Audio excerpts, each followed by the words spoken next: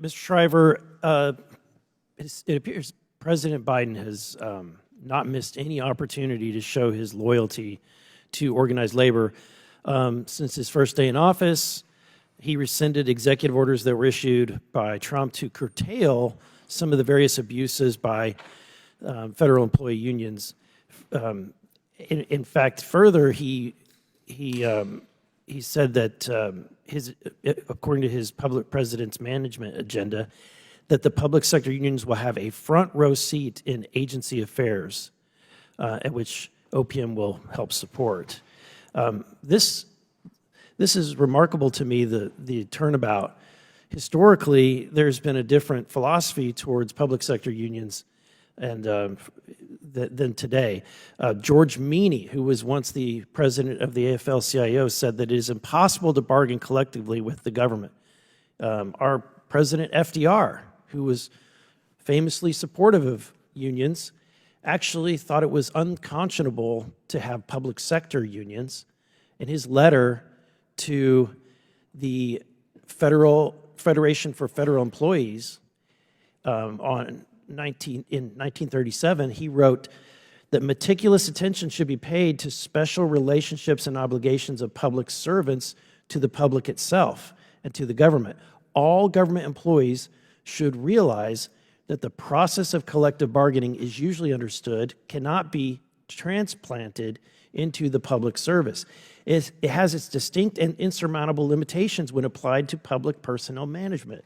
The very nature of purposes of government make it impossible for administrative officials to represent fully or to bind the employer in mutual discussions with government employee organizations. The employer is the whole people who speak by means of laws enacted by their representatives in Congress. Accordingly, administrative officials and employees alike are governed and guided, in many instances restricted, by laws which establish policies, procedures, or rules in personnel matters. Particularly, I want to emphasize my conviction that this is President FDR's conviction that militant tactics have no place in the functions of any organization of government employees.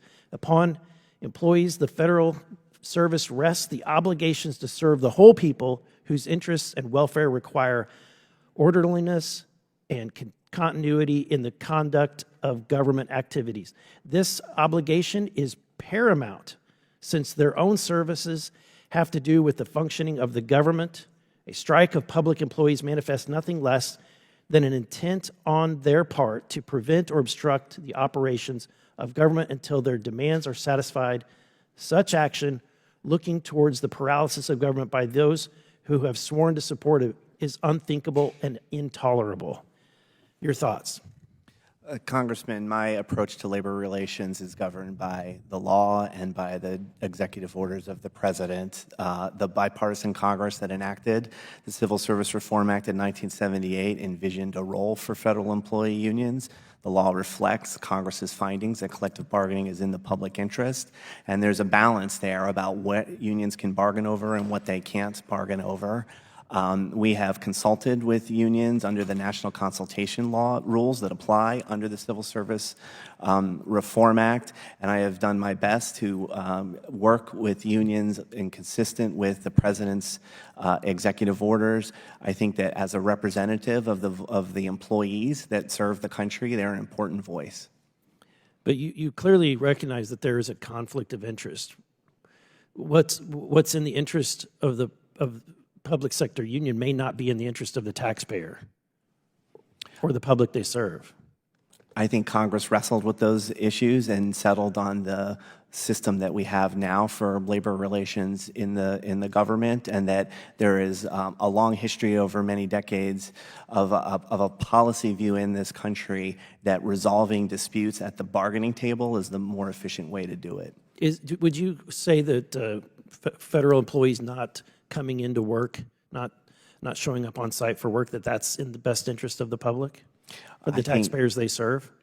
I think that federal employees need to be aligning their work arrangements to delivering the services they need to deliver for the American people, whether that's on site or teleworking.